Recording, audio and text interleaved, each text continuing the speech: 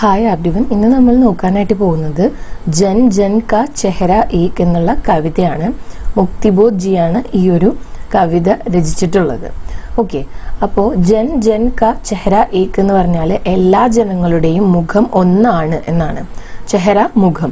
അപ്പോൾ ഇവിടെ കൊടുത്തിട്ടുള്ള പിക്ചേഴ്സ് നോക്കുകയാണെന്നുണ്ടെങ്കിൽ പല പ്രദേശങ്ങളിൽ നിന്ന് പല കൾച്ചറിൽ നിന്ന് വരുന്ന ഒരുപാട് ആളുകളുടെ മുഖങ്ങൾ ഇവിടെ കൊടുത്തിട്ടുണ്ട്. സത്യത്തിൽ നിങ്ങൾക്ക് ഇവിടെ നോക്കുമ്പോൾ ഒരു ഡിഫറൻസ് കാണാനായിട്ട് പറ്റും. പക്ഷെ എന്തുകൊണ്ടാണ് കവി എല്ലാ ജനങ്ങളും ഒരുപോലെയാണ് അല്ലെങ്കിൽ എല്ലാ ജനങ്ങളുടെയും മുഖം ഒരുപോലെയാണ് എന്ന് പറയുന്നത് എന്ന് നമുക്ക് നോക്കാം.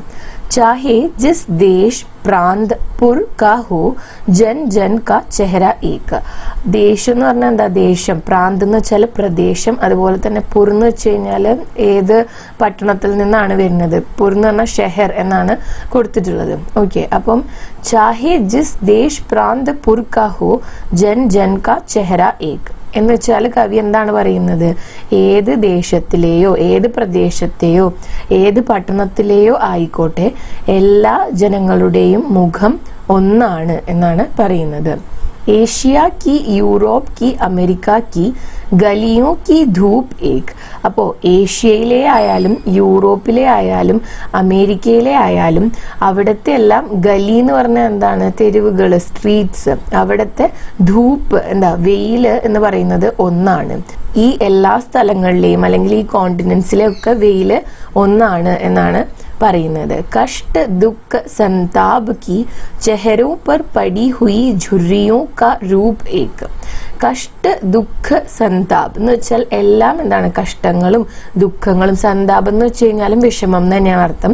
അപ്പോ കഷ്ട ദുഃഖ സന്താപ് की ചെഹരോ പർ പടി ഹുയി ഝുരിയോ കാ റൂപ് ഏക് എന്ന് വെച്ചാൽ ഇങ്ങനെ വിഷമങ്ങളും ദുഃഖങ്ങളും ഒക്കെ വരുന്ന സമയത്ത്, വേദനകളൊക്കെ വരുന്ന സമയത്ത് ചെഹരോ പർ പടി മുഖങ്ങളിൽ വരുന്ന, പലരുടെയും മുഖത്ത് വരുന്ന ഝുരിയോ കാ റൂപ് ഏക്. ഝുരി എന്ന് വെച്ച് കഴിഞ്ഞാൽ ഈ ചുളിവുകൾ. അപ്പം അങ്ങനെ ഓരോരുത്തരുടെയും മുഖത്ത് വിഷമഘട്ടങ്ങളിൽ വരുന്ന ചുളിവുകൾ പോലും അതിന്റെ രൂപം പോലും ഒരുപോലെയാണ് എന്നാണ് പറയുന്നത്. ജോഷ് മേ യോ താക്കത്ത് സെ ബന്ദി ഹുയി മുഠിയോ കാ ഏക് ലക്ഷ്യം. ജോഷ് എന്ന് വെച്ചാൽ ആവേശം. ആവേശത്തില് താക്കത്ത് സെ ബന്ദി ഹുയി എന്ന് വെച്ചാൽ ശക്തിയോട് കൂടിയിട്ട് അടച്ചു വെച്ചിട്ടുള്ള. മുഠിയോ കാ ഏക് ലക്ഷ്യ. മുഠി എന്ന് വെച്ചാൽ മുഷ്ടി. അപ്പോൾ അങ്ങനെ ഒരു ആവേശം വരുന്ന ഘട്ടത്തിൽ ശക്തിയോട് കൂടി ചുരുട്ടി പിടിച്ചിട്ടുള്ള ആ മുഷ്ടിക്ക് ഒരേ ഒരു ലക്ഷ്യം മാത്രമാണുള്ളത്. മുഷ്ടികൾക്ക് എന്ന് പറയാം, കാരണം ഒന്നിൽ കൂടുതൽ ആളുകളെ കുറിച്ചാണ് പറയുന്നത്. അപ്പം അങ്ങനെയുള്ള ആ മുഷ്ടി ചുരുട്ടി വെച്ചതിന്റെ ലക്ഷ്യവും ഒന്ന് തന്നെയാണ് എന്നാണ് പറയുന്നത്. പൃഥ്വി കെ ഗോൽ ചാരോ ഓർ സെ ധരാതൽ പർ है जनता का दल एक एक पक्ष. അപ്പോൾ പൃഥ്വി കെ ഗോൾ ചാരോ ഓർ സേ ധരാതൽ പർ എന്ന് വെച്ച് കഴിഞ്ഞാൽ ഈ ഭൂമി, ഉരുണ്ടിട്ടുള്ള ഈ ഭൂമിയുടെ ചാരോ ഓർ എന്ന് വെച്ചാൽ 4 വശത്തു നിന്നും, സേ ധരാതൽ പർ എന്ന് വെച്ചാൽ ധരാതൽ എന്ന് വെച്ചാൽ ഭൂമിയുടെ സർഫസിനെയാണ് പറയുന്നത്, ഭൂമിയുടെ പ്രതലം. അപ്പോൾ സർഫസില് ഹേ ജനത കാ ദൽ ഏക് ഏക് പക്ഷ്. ദൽ എന്ന് വെച്ചാൽ ഒരു കൂട്ടം. അപ്പോൾ അങ്ങനെ ഈ ഉരുണ്ട ഭൂമിയുടെ 4 പാട് നിന്നുള്ള ജനങ്ങള് അവര് ഒരു കൂട്ടമാണ്, ഒരു പക്ഷമാണ് എന്നാണ് പറയുന്നത്. जलता हुआ लाल की भयानक सितारा एक ഉദ്ദീപിത് ഉസ്ക വിക്രാൽ സ ഇഷാര ഏക്. അതിൽ പറയുന്നത് ജൽത്താ ഹുവ എന്ന് വെച്ചാൽ കത്തി ജ്വലിക്കുന്ന, ലാൽ കി ഭയാനക് സിത്താര, ആ റെഡ് കളറിലുള്ള ഭയാനകമായിട്ടുള്ള, സിത്താര എന്ന് വെച്ച് കഴിഞ്ഞാൽ നക്ഷത്രം ഒന്നാണ്. ഉദ്ദീപിത് ഉസ്ക വിക്രാൽ സ ഇഷാര ഏക്. ഉദ്ദീപിത് എന്ന് വെച്ചാൽ ഉത്തേജിക്കപ്പെട്ട, അവരുടെ വിക്രാൽസ അല്ലെങ്കിൽ അതിന്റെ വിക്രാൽ എന്ന് വെച്ചാൽ വയലന്റ് ആയിട്ടുള്ള, ഇഷാര ഏക്. ഇഷാര എന്ന് വെച്ചാൽ ആംഗ്യം എന്നാണ്. പക്ഷെ ഇവിടെ ഉദ്ദേശിക്കുന്നത് എന്താന്ന് വെച്ച് കഴിഞ്ഞാല് ജൽത്താ ഹുവ ലാൽ കി ഭയാനക സിത്താര എന്ന് വെച്ച് കഴിഞ്ഞാല് സൂര്യനെയാണ്, കത്തി ജ്വലിക്കുന്ന സൂര്യനെയാണ് ഉദ്ദേശിക്കുന്നത്. ഉദ്ദീപിത് ഉസ്ക വിക്രാൽ സ ഇഷാര ഏക് എന്ന് പറഞ്ഞാല് ഇവിടെ ഉദ്ദേശിക്കുന്നത് ഈ ജനങ്ങള് അവര് ചൂഷണം ചെയ്യപ്പെടുമ്പോൾ അല്ലെങ്കിൽ അവര് ബുദ്ധിമുട്ട് അനുഭവിക്കുന്ന സമയത്ത് ഈ ജനങ്ങളെല്ലാം ഒറ്റക്കെട്ടാണ്. അപ്പൊ ആ ദേഷ്യപ്പെട്ട് നിൽക്കുന്ന, പ്രതികരിക്കുന്ന ജനതയെയാണ് കത്തി ജ്വലിക്കുന്ന സൂര്യൻ എന്നതുകൊണ്ട് ഉദ്ദേശിക്കുന്നത്. അപ്പോൾ ആ കത്തിജ്വലിക്കുന്ന സൂര്യന്റെ ഭയാനകമായിട്ടുള്ള ആ ഒരു മുഖം, അതും ഒരുപോലെയാണെന്ന്, അതായത് ജനങ്ങൾക്ക് ഒരേപോലെയാണ് ദേഷ്യം വരുന്നത്. ആ ദേഷ്യത്തോടു കൂടി അവർ നിൽക്കുമ്പോൾ അവര് പ്രകടിപ്പിക്കുന്ന ഭാവങ്ങൾ അല്ലെങ്കിൽ അവരുടെ ആ ദേഷ്യം പ്രകടിപ്പിക്കുന്ന രീതി വരെ എന്താണ്, ഒന്നാണ് എന്നാണ് പറയുന്നത്. Ganga may ഇറാവതി may മീനാം may APAAR അകുലാത്തി ഹുയി, नील नदी अमेज़न मिसौरी में वेदना से गाती हुई बहती बहाती हुई जिंदगी की धारा एक എന്ന് പറഞ്ഞാൽ ഗംഗ, ഇറാവതി, മീനാം ഇതൊക്കെ നദികളുടെ പേരാണ്. അതിലൊക്കെ എന്താണ് അപാർ അകുലാത്തി ഹുയി എന്ന് വെച്ചാൽ അതിനൊക്കെ ഒരു വ്യാകുലതയുണ്ട്. അകുലാന എന്ന് വെച്ചാൽ വ്യാകുലപ്പെടുക എന്നുള്ളതാണ്. അപ്പോൾ ഈ നദികളുടെ ഒക്കെ വ്യാകുലത ഒന്നാണ് എന്ന് പറയുമ്പോൾ ഗംഗ ഭാരതത്തിലെ നദിയാണ്, നിങ്ങൾക്കറിയാം. ഇറാവതി എന്ന് പറയുന്നത് മ്യാൻമറിലൂടെ ഒഴുകുന്നതാണ്. അതുപോലെ തന്നെ മീനാം എന്ന് പറയുന്നത് അമേരിക്കയിലെ ഒരു നദിയാണ്. അപ്പൊ ഇത് പല രാജ്യങ്ങളിലുള്ളതാണെങ്കിലും ഈ നദികളുടെ വ്യാകുലത ഒരുപോലെയാണ്.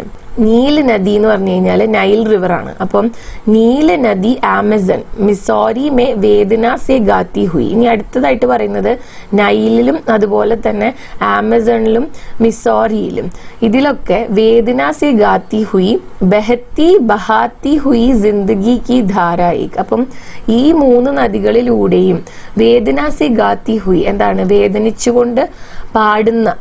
ബഹത്തി ബഹാത്തി ഹുയി, ബഹത്തി ബഹാത്തി എന്ന് വെച്ചാൽ ഒഴുകുന്ന, ഒഴുകിക്കുന്ന.